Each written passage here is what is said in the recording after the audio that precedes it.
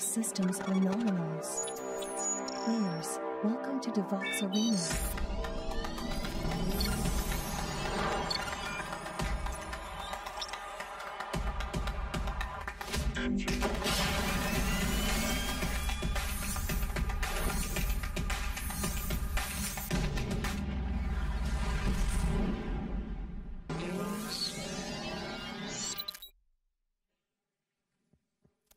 Bonjour, je suis Sébastien Aubry, je suis ingénieur performance chez Orange. Bonjour, je suis Frédéric Flamand et je suis expert performance sur les serveurs d'application et je m'occupe principalement de l'observabilité et de l'analyse et de l'optimisation de nos serveurs. Bonjour, je suis Laurent Bouet, ingénieur performance depuis plus de 20 ans. Et avant de commencer, Sébastien et Frédéric, j'aimerais faire un petit sondage à main levée. Qui, dans l'amphi, a déjà fait des tests de performance? Oui, pas mal. Bravo. Donc le sujet va vous intéresser. Bravo, bravo. Nous sommes donc l'équipe Load Testing d'Orange Innovation. Notre métier, c'est de tester en performance les applications de notre système d'information, de vérifier la robustesse et finalement leur qualité de service par rapport à une charge qui leur sera appliquée. Dans notre système d'information, on a de plusieurs centaines d'applications. Et donc, en fait, ça veut dire aussi beaucoup d'équipes à accompagner pour mettre en place ces pratiques-là. Il y a quelques années, on faisait tout nous-mêmes. On réalisait les campagnes de perf du début à la fin, le développement, les tirs, les analyses. Et aujourd'hui, on s'est rendu compte qu'avec l'arrivée de nouvelles solutions, notamment open source, eh bien, les équipes de dev prennent en main eux-mêmes cet aspect-là et on voit un peu éclore un peu partout dans nos équipes des premières initiatives de mise en place de tests de performance. Et donc nous, pour essayer de superviser tout ça, on a transformé notre activité pour passer d'un mode de réalisation, à un mode d'accompagnement. Et donc aujourd'hui, l'objectif de cette conférence, ça va être de vous présenter les méthodes et les outils qu'on a utilisés pour initier la démocratisation de la culture performance dans notre entreprise. Allez, on va se jeter dans le bain. On va commencer par une petite histoire. Ah, raconte-nous une histoire, Seb. Imaginons une fin de sprint. L'incrément est done. Nos tests fonctionnels sont terminés. Tout est parfait. Notre version est validée. C'est la plus belle d'ailleurs depuis quelques sprints. Alors, go pour la production. Sommes-nous prêts? Sans stress? Pas de stress dans la salle?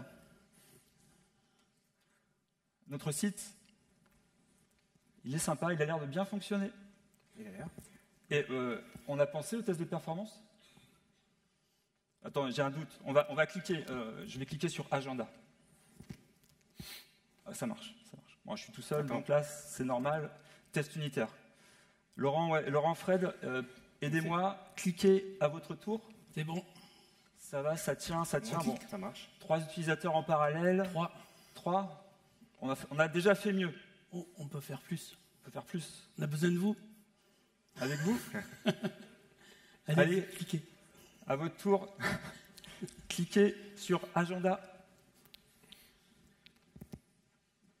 Ça tient. Merci. Ça réagit. Ça a l'air de tenir. Ça tient. Ça tient. Ah. On va exploser les perfs. Ça marche. Petit souci. Qu'est-ce qui se passe? Problème. Donc on a un souci. Là, j'ai l'impression qu'on va attendre un certain temps avant d'avoir notre réponse. Moi, j'aurais bien aimé savoir quelle était la conf après celle-ci. Bon, c'est pas très grave. C'est plutôt bien géré parce qu'il y a quand même un message qui informe l'utilisateur qu'il y a un souci. Ouais. A priori, ça arrive. Que s'est-il passé? Eh bien, les tests fonctionnels ne sont pas tout. Lorsque vous déployez en production, de nouveaux phénomènes apparaissent. La volumétrie de production vous entraîne dans une nouvelle dimension. Si on installe une nouvelle version, les tests de perf peuvent ne plus être valables. Ah, c'est-à-dire qu'il faut les rejouer assez fréquemment, en fait. Oui. Effectivement, voici des exemples qu'on a pu rencontrer sur les derniers mois dans notre activité. Donc, En haut, une application qui allait partir en prod la semaine suivante. Donc on est intervenu pour faire des tests de performance et on s'est rendu compte au final, après l'avoir sollicité sur sa charge de production, qu'au bout d'une heure et demie, eh bien, le service ne répondait plus, beaucoup d'erreurs 500, des 503, plus de service.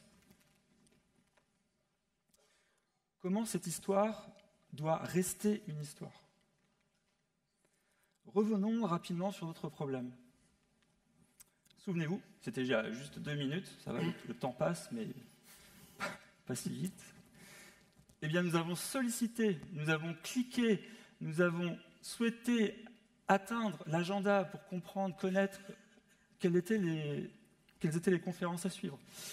Eh bien, ces sollicitations se sont transformées en autant de requêtes, voire des multitudes, car une sollicitation IHM peut engendrer une quinzaine, voire parfois, on l'a déjà vu, une centaine de requêtes HTTP pour aller récupérer les contenus statiques, pour aller récupérer des réponses d'API, pour solliciter d'autres partenaires. Eh bien, à un moment donné, toutes ces sollicitations, toutes ces requêtes démultipliées ont saturé un des microservices dans notre architecture back. Et le service, eh bien, s'est dégradé. Alors notre question, maintenant qu'on a compris un peu le phénomène, eh bien vous imaginez bien qu'on ne va pas se revoir la semaine prochaine et puis tous cliquer sur notre téléphone pour vérifier que notre application supporte bien la charge. Donc aujourd'hui, après 25 ans de performance, on peut le dire, eh bien il existe des outils informatiques qui nous permettent de simuler ces charges et surtout de reproduire ces phénomènes. Dans l'objectif de faire quoi? Eh bien, de repérer des failles de performance. Alors c'est quoi une faille de performance? Quelles sont-elles? Les mêmes, contention, thread, JDBC, Des timeouts trop longs. les problèmes de fuite mémoire. Les versions JDK versus JDBC. Différentes. Plus compatibles. Plus compatibles. Et puis il y a aussi l'impact de la dette fonctionnelle, le plat de spaghetti technique qui va peut-être avoir une influence sur les temps de réponse du service. Et on va avoir des temps dégradés. Et ça, on ne s'en sera pas forcément rendu compte sur les tests unitaires. Alors comment on fait du coup pour mesurer? Eh bien, souvenez-vous, alors ceux qui sont nés la belle époque. À cette époque, en 95, j'ai encore la montre. Eh bien voilà ce que je faisais moi devant mon Netscape, c'est que j'affichais le site et puis j'attendais avec ma montre pour mesurer le temps de réponse. Et qui ne l'a pas fait? On était un peu minables, hein, des fois. On se cachait presque sous la table. On pouvait compter dans nos têtes aussi, si on n'avait pas de montre. Aujourd'hui, en 2024, Laurent, eh bien, nous avons des outils beaucoup plus performants. Oui, effectivement. Bon, après, c'est 20 ans de performance. L'histoire. L'histoire, c'est qu'il y a 20 ans, on faisait de la métrologie. On a transformé notre métier, nos équipes, notre façon de faire. Et on est passé donc à l'ingénierie de la performance, au test de performance. Et sur des projets qui étaient avant en mode siloté, où on testait une seule version pendant 2-3 mois. Nous étions encore en cycle en V à l'époque. Et pour répondre au time to market et à la réalité du marché, il a fallu qu'on se transforme et donc de changer notre concept, pas forcément les concepts de performance qui restent les mêmes, mais notre façon de faire et de pouvoir après, comme on l'a dit tout à l'heure, de gérer plusieurs versions d'un même projet assez rapidement. Et oui, aujourd'hui, à chaque sprint ou aujourd'hui, il existe des solutions très pratiques, très simples à prendre en main, comme par exemple celle que nous on utilise, c'est K6. Alors il en existe d'autres qui sont tout aussi performantes, qui permettent de simuler une charge. Et ça, c'est vraiment le nerf de la guerre en performance. C'est comment simuler une charge sans avoir à cliquer soi-même sur les navigateurs ou avoir 10 PC et faire le travail. Ensuite, une fois qu'on aura réalisé cette charge, donc le concept de simulation de charge, on va avoir le concept de métrique, comme dans beaucoup d'autres domaines, où on va aller récupérer finalement, sous forme de mesures, le comportement applicatif suite à ce stress, suite à cette sollicitation. Et donc aujourd'hui, on a Prometheus, un flux DB qui permet de récupérer certains types de données. Ensuite, pour mettre en visibilité, pour comprendre un peu ce qui s'est passé, on va avoir des dashboards Grafana qui nous permettent de suivre le test en charge, l'application de la charge sur l'application. Et puis, tout ça pourquoi ? Pour analyser, pour repérer la faille de performance qui va arriver peut-être après un certain temps d'exécution. On ne l'aura pas sur le test unitaire, mais on l'aura peut-être au bout d'1 heure. Ou 2, ou 3. Parce qu'il y a une fuite mémoire, il y a un pool de threads qui s'est saturé, il y a une dépendance qui finalement a enregistré tellement de données qu'elle va créer un goulot d'étranglement dans l'application. Donc maintenant qu'on connaît les outils récents et modernes, on va se poser une question tridimensionnelle. Aujourd'hui, jusqu'à il y a peu de temps, on était une équipe dédiée à la performance. Ce qu'on fait maintenant, vu que c'est assez simple de prendre en main les nouveaux outils pour les réaliser, eh bien, on va essayer de les diffuser. Donc, notre travail, ça va être, au départ, de prendre en main ces technologies. Ce sont des technologies open source. Et dans les technologies open source, pour ceux qui, je pense que vous l'avez tous fait en fait, quand on prend une solution open source, eh bien on va peut-être tomber sur des bugs, sur des problématiques, sur des contournements à appliquer pour arriver au résultat qu'on voudrait. Voilà, il y a une montée en compétences. Et ça, si on laisse finalement faire toutes les équipes, eh bien c'est autant de temps perdu pour l'entreprise qui est dans une montée de compétences qui aurait pu être finalement fédérée et puis transmise, partagée avec d'autres. Donc nous, on a ce rôle-là par rapport à la performance, c'est de prendre en main les technologies qui permettent d'en faire pour ensuite les partager avec nos équipes de développement, pour éviter qu'ils retombent sur les problèmes qu'on aura nous-mêmes déjà réglés. Ensuite, le deuxième axe, c'est partager les concepts. Comment diffuser la culture, le wording de l'expertise de la performance. Il y a quelques mots, il n'y en a pas beaucoup, il y a passing, sync time, oui, après on peut peut-être volumétrie, scénario, un petit peu détaillé, transactions, les use case, on les transforme en script, on fait des scénarios. Voilà, comment partager ce wording, comment le simplifier pour que ça parle à tout le monde. Et après, il y a la stratégie de test. Et voilà, la stratégie de test. Donc il faut qu'on partage tous ces concepts. C'est ça. Et donc, le troisième axe, du coup, ça va être la diffusion dans l'entreprise. Après avoir, du coup, facilité l'accès au concept, facilité l'accès aux outils, comment on diffuse dans l'entreprise. Donc nous, on a appliqué une recette. Alors on l'a appliquée de manière opérationnelle. C'est qu'il y a 2 ans, on ne savait même pas vers quoi on allait, en fait. On s'est dit, c'est dommage, on est toujours en train de faire les mêmes choses, donc comment on pourrait factoriser et améliorer ces façons de faire. Un gâteau. Un gâteau. Une recette. Non, c'est une boîte. Ah, c'est une boîte. Je crois que c'était un 4 quarts. Et du coup, on a tout mis dans une boîte. Pendant les 2 dernières années, là, finalement, on a construit une boîte sans le savoir, dans laquelle on a mis, au départ, nos bonnes pratiques de développeur performance. On a créé une librairie qu'on a appelée la Perflib, qui est l'embryon de Robustum, puisque cette boîte s'appelle Robustum, du latin testeur. Dans cette boîte, donc, on a initié la boîte avec une collection de librairies qui permettent de faire de la perf, de gérer une montée en charge, de gérer un temps d'attente, de gérer des timers, des mesures. Et tout ça parce qu'on le refaisait tout le temps. Donc on les a fédérés. Est ensuite venu le temps de synthétiser nos connaissances pour pouvoir les partager. Notamment avec des vieux experts, alors on ne va pas dire des ancêtres, nos experts en fait, qui finissaient leur carrière. Voilà, ils finissaient leur carrière et on se dit c'est dommage, on va perdre leurs connaissances. On va les interviewer avant qu'ils partent. Et donc du coup, en les interviewant, ils ont insisté sur l'importance de maîtriser les concepts et le cycle de vie d'une campagne de performance. Pourquoi? Parce que finalement, c'est les seules choses qui n'ont pas changé en 20 ans. Les technologies qui les implémentent ont changé, mais pas la base, les concepts et le cycle de vie.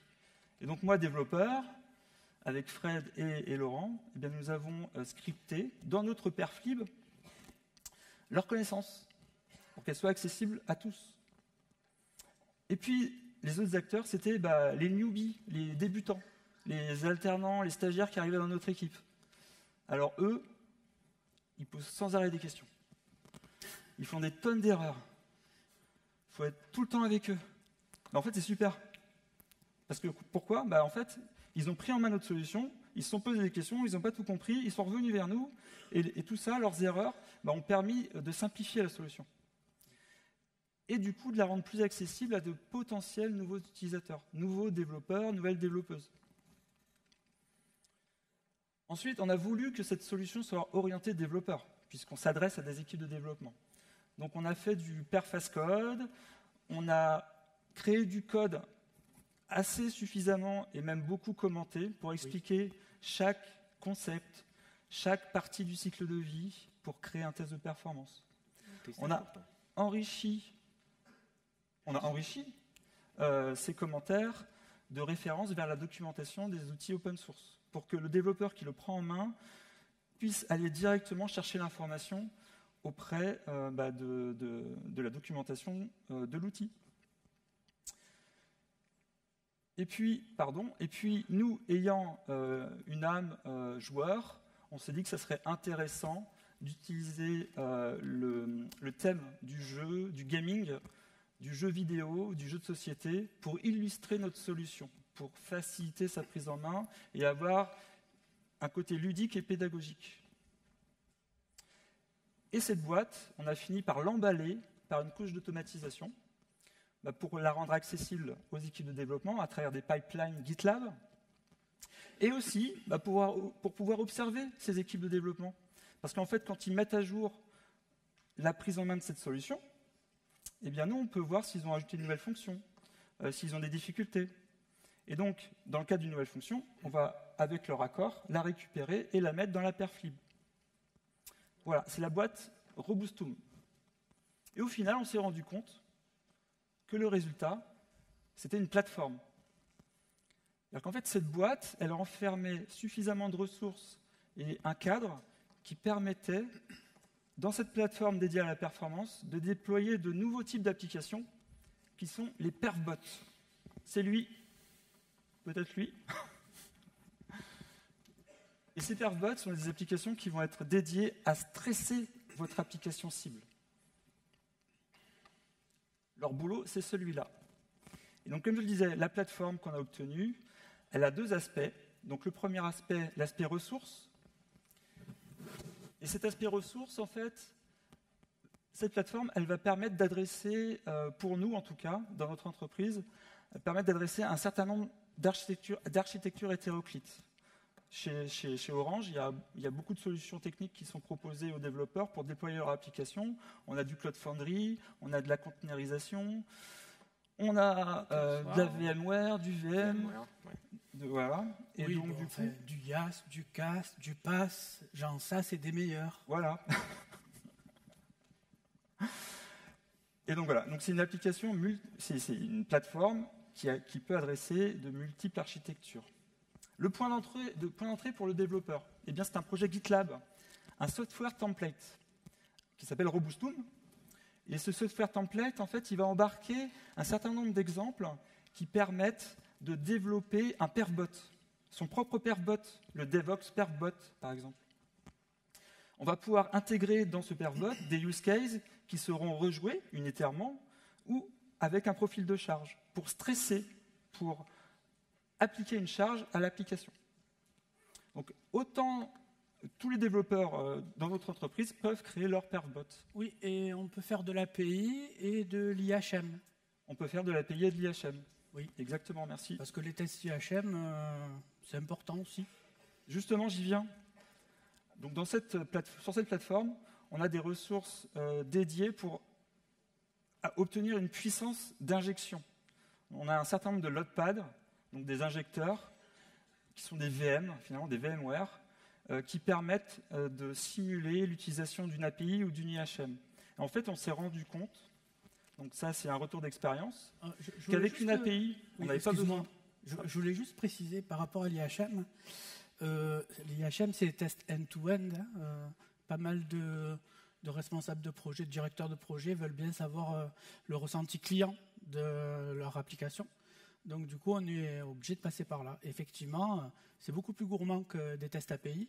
Et donc du coup, il a fallu qu'on monte une infrastructure assez costaud, on va dire, qui supporte, qui puisse déployer un certain nombre de Google Chrome pour pouvoir appliquer la charge. Alors on peut aller jusqu'à 1000 users, 1200 utilisateurs. 1200 utilisateurs en simultané, jusqu'à 2000 hits par seconde. Voilà, ça c'est un petit détail. Voilà, on a une plateforme qui permet d'assurer 2400 requêtes par seconde aujourd'hui. Et pour piloter ces perfbots, eh bien, chaque perfbot dispose d'un pipeline GitLab très très simple, avec un bouton, on l'a appelé, enfin, avec des boutons qui reprennent, on va dire, le format d'un joystick, on l'a appelé joystick pipeline. Et en fait, on peut déployer, démarrer, arrêter et récupérer les logs d'exécution de ce perfbot pour comprendre le comportement. Et puis, comme je le disais tout à l'heure, il faut pouvoir observer ce qui se passe. Donc, on a des dashboards Grafana qui reprennent des métriques que l'on a aussi fédérées par rapport à notre expérience et des échanges avec d'autres communautés pour avoir les bons indicateurs, les bonnes mesures pour comprendre rapidement si le tir se passe bien, si la sollicitation de l'application est bonne et si elle répond bien à ce qu'on lui demande. Et on aura deux niveaux d'analyse. Le niveau 1 permettra de comprendre l'évolution des temps de réponse et les taux d'erreur suite à ce stress. Et si le niveau 1, effectivement, relève un comportement hasardeux, je ferai appel à Frédéric, mon expert, qui lui ira voir sur des graphiques d'analyse de niveau 2 le comportement applicatif à l'aide d'exporteurs comme Micrometer, comme JMX, pour vérifier le comportement applicatif qui est à l'origine de cette dégradation des temps de réponse ou de ce trop fort taux d'erreur. Et on observe aussi notre propre plateforme afin de s'assurer qu'il n'y ait pas de dégradation de ressources, de manque de mémoire ou de puissance CPU. Et oui, un tir ne peut pas être validé si la plateforme qui le réalise est instable. Et un aspect très important, c'est l'aspect social, on va dire. Pour accompagner les équipes qui souhaitent utiliser cette solution, il faut être en lien permanent avec eux. Donc on utilise des solutions comme Teams ou Mattermost pour avoir des canaux de communication pour qu'ils puissent nous poser des questions, qu'on puisse les aider, les assurer leur développement ou les différentes expériences qu'ils pourraient faire. Le deuxième axe de la plateforme, c'est son cadre. Et son cadre, c'est son plateau de jeu. Finalement, on a voulu le rendre ludique. Donc on a créé un plateau de jeu comme on l'aurait dans un jeu de société, avec des pions qui sont des perfbots et un certain nombre d'étapes à assurer pour réaliser une campagne de performance dans les bonnes conditions. Attention, une seule règle, une règle obligatoire, c'est que pour rentrer sur ce tapis de jeu, eh bien, il faut que vos tests fonctionnels soient réalisés et validés. Si ce n'est pas le cas, ce n'est pas la peine de lancer une campagne de perf. Ça sera des ressources utilisées pour rien. Donc, je ne vais pas vous décrire de manière très exhaustive ce parcours. Je préfère, avec Fred et avec Laurent, vous faire une démo live. Est-ce que vous êtes prêts à jouer? Ready to play? Ready to play. Donc imaginez, non, on n'imagine pas, vous êtes tous développeurs, développeuses, et vous voulez créer votre perfbot pour votre application. Eh bien, la première chose à faire, ça va être de faire un fork du projet Software Template Robustum. Donc, on va se rendre sur le GitLab. On va rechercher Robustum dans le nom des projets. Donc, nous, on voit aujourd'hui qu'on a à peu près une vingtaine de perfbots qui sont déployés pour les tests qu'on réalise dans le système d'information. Donc, on va choisir le Software Template Robustum. Bon, bien sûr, on va un peu le parcourir. On va voir à quoi ça ressemble. On va essayer de comprendre. On voit que ça a l'air quand même assez simple. C'est du code JavaScript qui utilise des fonctionnalités K6. Et donc, du coup, on va les récupérer. On va faire un fork de ce projet pour créer son propre perfbot. Le Devox perfbot. Ça va nous permettre d'avoir un petit robot qui ira stresser notre application Devox. Donc je crée le fork, je le mets en privé, j'ai oublié d'enlever les branches, c'est pas grave, je fork le projet, et voilà, j'ai mon Devox perfbot. Une fois qu'on a ce perfbot créé sur GitLab, eh bien on va le cloner sur notre environnement de travail, et moi par exemple je vais utiliser un Visual Studio Code pour cloner le workspace, pour pouvoir travailler dessus. Donc le développeur qui découvre son perfbot, en fait, il va le parcourir d'abord. Donc là, il va trouver la perflib. Dans le répertoire utils, il va trouver la perflib. Ensuite, il va retrouver 2 répertoires, API test et GUI test. Eh bien, ça permet de faire des tests API ou des tests IHM. Et dans chacun des répertoires, on va avoir une architecture qui permet de rajouter des datasets, de définir des configurations pour le perfbot et de développer ses use cases. On aura 2 fichiers principaux, unit test et load test, qui permettront de tester de manière unitaire le perfbot et de manière à lancer un test en charge avec load test. Dataset, c'est jeu de données, hein. Comme on est en français.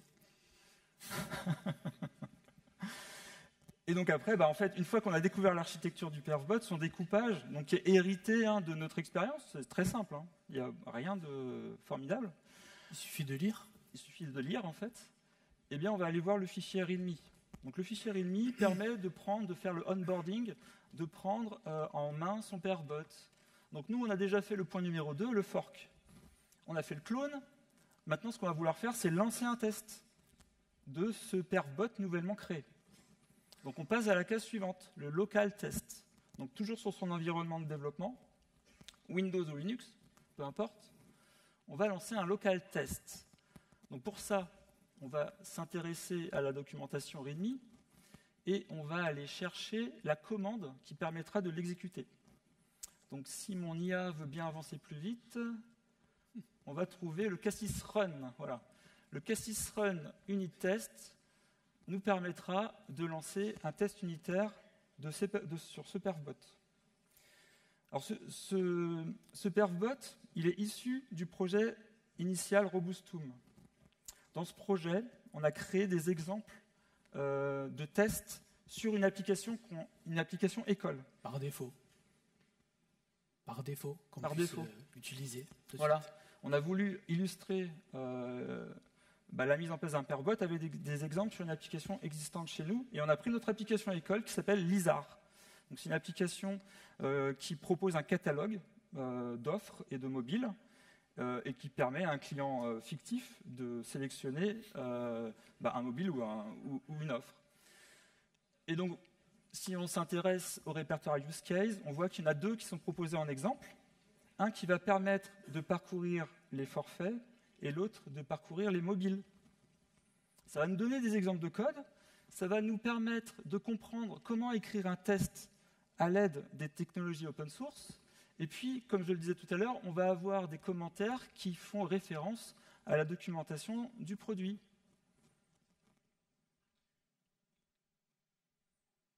Donc je vais lancer mon local test. Je vais lancer la première version de mon perfbot qui est basée sur mon application école Lizard. Donc pour ça, je me rends sur unit test, je vérifie comment il est réglé. Donc là, en fait, on va juste dire je veux un utilisateur et exécuter une itération. Donc ça, c'est le formalisme Cassis qui propose ça.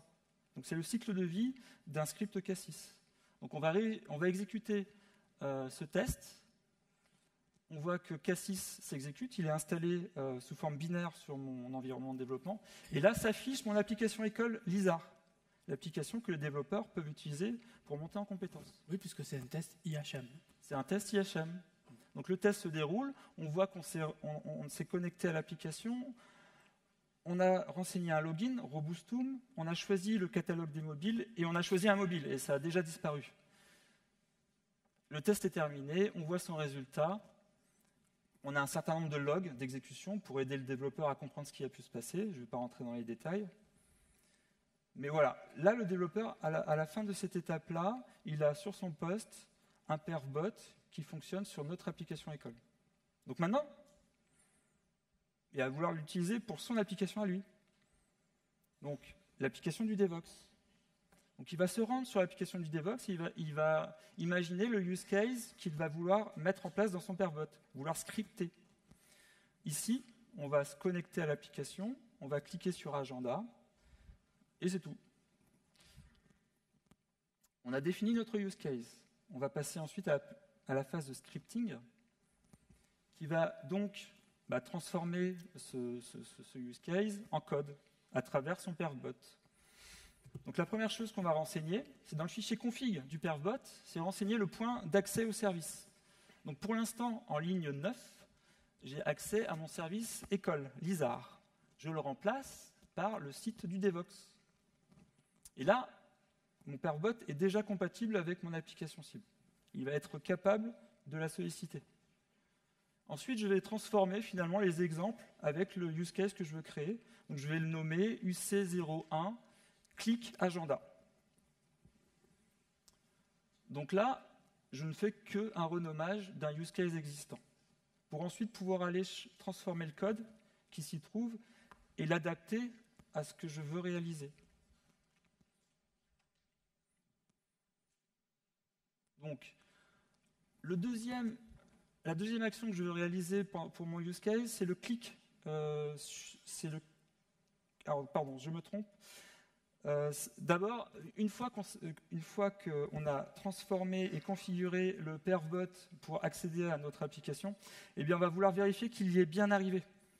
Donc, on va se rendre sur le site et puis on va créer une validation d'action. C'est-à-dire qu'on va aller sur la page HTML, ouvrir l'inspecteur et récupérer l'identifiant du nœud dans le DOM qui nous permettra de vérifier qu'on est bien arrivé sur la page que l'on souhaitait lorsque l'on renseigne dans la barre d'adresse devox.fr. Ici, on vérifiera que l'élément du DOM qui possède ce selector que je n'ai pas retenu par cœur contient bien la chaîne de caractères 3 jours de conférence. Car à chaque action qui est réalisée dans un use case, il faut vérifier qu'elle s'est bien déroulée. Et c'est une des façons de faire ici avec Robustum. Donc là, on a fait la première action. On s'est connecté, on vérifie qu'on a bien affiché la page. La deuxième action, c'est le clic sur Agenda. Donc on va retourner sur notre site et on va repérer... Alors, on va retourner sur notre site et puis on va quand même retravailler le code qu'on avait en exemple. Il y a des choses qui ne servent plus. Il y a des choses qu'on va renommer. Donc, par exemple, ici, on va créer une action de clic sur Agenda. Et pour ce faire, on va avoir besoin de l'élément à cliquer sur la page souhaitée. Donc, on va encore une fois inspecter. On va aller chercher dans l'inspecteur le selector. Ici, on va choisir du XPath pour pouvoir le renseigner dans notre code et réaliser l'action. Donc ici, je choisis le selector qui identifie agenda et je vais vérifier que cette action s'est bien passée en vérifiant que quand je clique sur agenda, il y a encore une fois le mot agenda qui apparaît sur la page suivante. Bon, c'est très simple comme exemple. Voilà. Donc là, j'ai fini mon script pour réaliser l'action que je voulais faire, voire tester sur mon application. Donc ce qu'on faisait tout à l'heure ensemble, c'est-à-dire qu'on va cliquer sur Agenda et on va pouvoir maintenant, grâce au perfbot, ne plus le faire qu'une seule fois, mais le faire autant de fois qu'on veut. Et c'est là où on va aller définir la volumétrie. Donc pour définir la volumétrie, c'est pareil, on se rend sur notre perfbot, on choisit cette fois le fichier load_test, dans lequel on va trouver un certain nombre de commentaires qui va nous aider à prendre en main, à comprendre. Donc la première chose qu'il va falloir faire, c'est définir le profil de charge. Donc un profil de charge, ici, ça va être une montée, un plateau, une descente. Pour l'exemple, j'ai choisi de faire une montée de 2 minutes, un plateau de 5 et une descente de 2. Je vais choisir, ça c'est ce qui nous intéresse, le nombre d'utilisateurs que l'on va jouer en parallèle. Donc on va le passer de 1 à 10. On a été gentil. On aurait pu faire mieux. On est resté à 10. Voilà, donc là le perfbot il est prêt pour être lancé avec une charge réelle, c'est-à-dire qu'on va pouvoir l'exécuter vers l'application cible avec 10 utilisateurs en parallèle qui réaliseront ensemble le cas d'usage que l'on a décrit précédemment, le clic sur agenda. Pour ça, on a besoin de notre joystick, le joystick pipeline, et son fichier YAML qui va le configurer. Une petite explication rapide concernant les IHM, parce que tout à l'heure on a vu, quand on lance un test unitaire, on a vu le navigateur s'ouvrir, on a vu les détails, etc. Ça, c'est le mode scripting. Et après, quand on passe, comme vous l'explique Sébastien, en test en charge, on va activer le mode headless de Cassis. Et donc, du coup, les navigateurs, bien évidemment, en charge, ils vont plus s'ouvrir et utiliser l'interface graphique. Voilà. Donc, du coup, on va pouvoir mettre plus de charge sur un même serveur. Exactement. Le navigateur ne s'ouvrira pas. Et je ne vais pas l'exécuter sur mon poste développeur. Je vais l'exécuter sur ma plateforme grâce à mon joystick pipeline que je configure ici en précisant le type de test que je souhaite faire. Donc là, un test GUI. J'aurais pu choisir API ou hybride. On peut faire des tests hybrides aussi, les deux à la fois. Un test en charge en utilisant le loadpad numéro 4 de ma plateforme. Donc je vais exécuter mon pipeline en me rendant sur GitLab. Le pipeline dispose de 4 boutons, un bouton de déploiement, un bouton de démarrage, d'arrêt en cas d'urgence, et un bouton de récupération des logs d'exécution. Il va aller piocher les logs sur les VM pour les donner, les distribuer aux développeurs qui réalisent l'action. Donc là, je lance mon pipeline, je lance mon perfbot, et donc mon perfbot s'exécute sur la plateforme, sur notre infrastructure, et le tir est en route. Pour voir s'il est bien démarré, eh bien, je me rends sur mon dashboard Grafana et je vérifie qu'il y a une activité.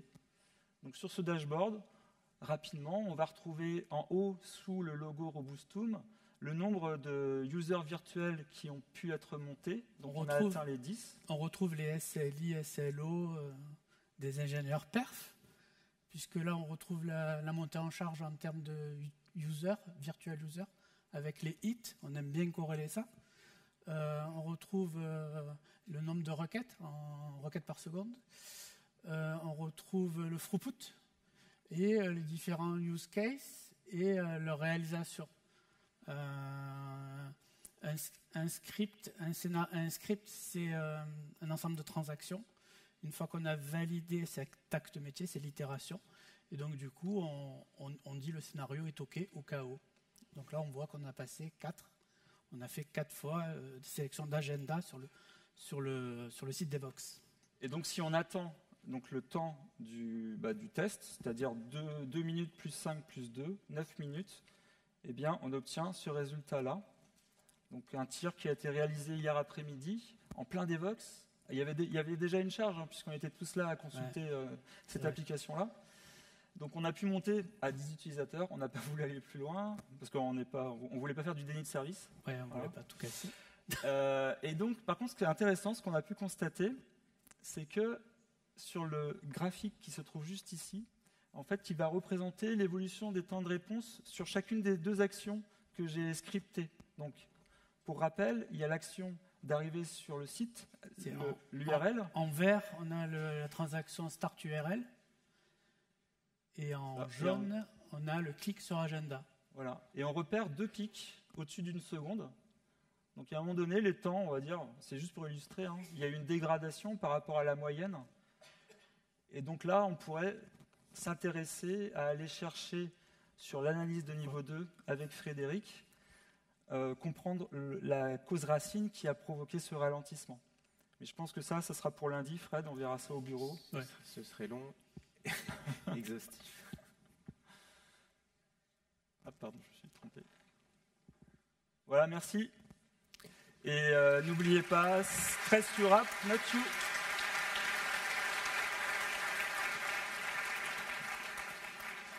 Si vous avez des questions, nous sommes là.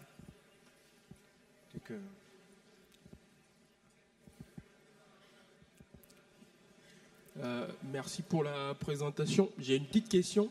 Vous dites que le but du framework, c'est de donner un peu la main aux devs pour qu'ils puissent essayer de jouer aussi un peu aux ingénieurs perf. Et ma question, c'est de savoir sur la complexité des applications. Est-ce que vous laissez n'importe quelle application aux devs à scripter ou pas? Supposons que vous avez pris un exemple qui est très simple. Là, il y a moins de variabilisation. Supposons qu'on est sur maintenant des sites qui font de l'OIDC pour l'authentification. Je ne pense pas que quelqu'un qui ne maîtrise pas la perf, il va le faire, parce que je suis passé par là, ça fait une dizaine d'années que je fais ça. Donc, je me demande, pour les API, peut-être votre framework est bien adapté, mais pour le web UI, il y a des limites quand même, non? Alors, en fait, c'est le sens de notre aspect de communication sur la plateforme. En fait, on est en relation en permanence avec les équipes de développement qui utilisent notre solution. Et ils peuvent à tout moment nous solliciter pour nous poser des questions ou des supports au développement. Donc pour l'authentification, on a eu à le faire. Alors, ce qu'on fait aussi, les tests, on ne les fait pas en production. On les fait sur des plateformes d'intégration. Et un moyen de le faire, c'est d'éviter l'authentification pour accéder en direct à la page qui est juste derrière la boîte à login, par exemple. Mais s'il y a besoin de le faire, on l'a déjà fait, parce qu'on a déjà fait des tests en production, avec des données anonymisées, bien sûr. Je sais plus ce que je veux dire. On a aidé, on a supporté en fait le développeur qui voulait le mettre en place. Et après, ce qui est intéressant, c'est que du coup, ça devient une fonction de la plateforme. On remonte cette fonction-là dans la perf lib. Et du coup, elle peut être réutilisée par d'autres équipes. Ouais, j'aurais une petite question. Oui, on n'entend pas bien, s'il vous plaît. Excusez-moi. Là, vous avez montré des tests un peu unitaires. Je voulais savoir au niveau intégration, quand vous intégrez plusieurs scénarios en même temps, comment vous remontez vos briques dans un seul gros scénario, comme vous avez fait du fork à chaque fois de projet? Plusieurs scénarios sur une même application ou sur Oui, des par exemple, je veux applications? tester. Il y a une équipe qui a développé un test login, un autre test payment ou un autre test pour récupérer la liste des téléphones.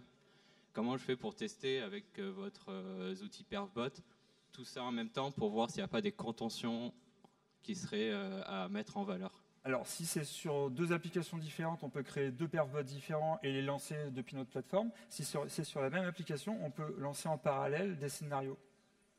D'accord. Voilà. C'est la Cassis qui propose ça nativement, en fait. Alors, la stratégie, là, on rentre dans la stratégie test, où effectivement, si vous avez plusieurs use cases dans votre scénario, on va tester les use cases indépendamment. Une fois qu'on a validé la charge, on va dire, voulue sur chaque use case, on les met ensemble et on vérifie que ça marche bien ensemble. Après, en fonction des SLI, SLO, on va démarrer une phase de tuning, justement. Si le test est KO, parce que on voit qu'il y a des dégradations à partir d'une certaine charge, des temps de réponse qui augmentent à partir de certaines charges, et là, on démarre la phase de tuning en analyse de niveau 2, avec Fred par exemple. Vous avez d'autres questions? Oui, bonjour. Je voulais savoir, vous parliez du coup que les tests sont souvent réalisés sur des plateformes d'intégration. On sait qu'elles sont souvent moins bien dimensionnées que les prods, et je voulais savoir comment vous pouviez corréler les résultats sur la plateforme d'intégration à une extrapolation sur ce que ça donnerait en prod. On n'aime pas du tout ça. On essaye d'avoir des plateformes isoprod. Donc en règle générale, on a des plateformes isoprod au sein d'Orange. Après, ce qu'on peut faire effectivement, c'est... sur des applications qui sont clusterisées, on va tester un seul cluster. Voilà. Pour éviter d'avoir à tout refaire. Et on fera aussi des tests éventuellement en ayant deux clusters, mais pas complets, mais en appliquant une charge en fonction des résultats qu'on a eus auparavant sur un seul cluster. On connaîtra la quantité de requêtes qu'il est capable d'absorber et on pourra faire des tests avec les deux, mais plus petits. Pour compléter, il faut rester vigilant. Pardon, vas-y. Vas-y. Il faut rester vigilant par rapport à ça. Si derrière une base de données, effectivement, peut-être qu'il va falloir tuner le pool de JDBC parce que c'est sollicité. S'il y a N serveurs en plus, la base de données risque d'être sollicitée N fois plus. Donc, je dirais que chaque cas est différent. Voilà. Et après, on s'adapte à la demande et et en fonction de ce qu'on a. Après, en performance, je pense qu'il y a pas mal de personnes qui ont levé le doigt. La règle de 3, elle ne s'applique pas. Donc, du coup, on teste, on voit, et après, on essaye vraiment d'être isoprod. Ok, un grand merci. Si vous avez des questions supplémentaires, vous pourrez les retrouver juste à l'extérieur là. Merci beaucoup. Allez, c'est fini. Merci. Merci.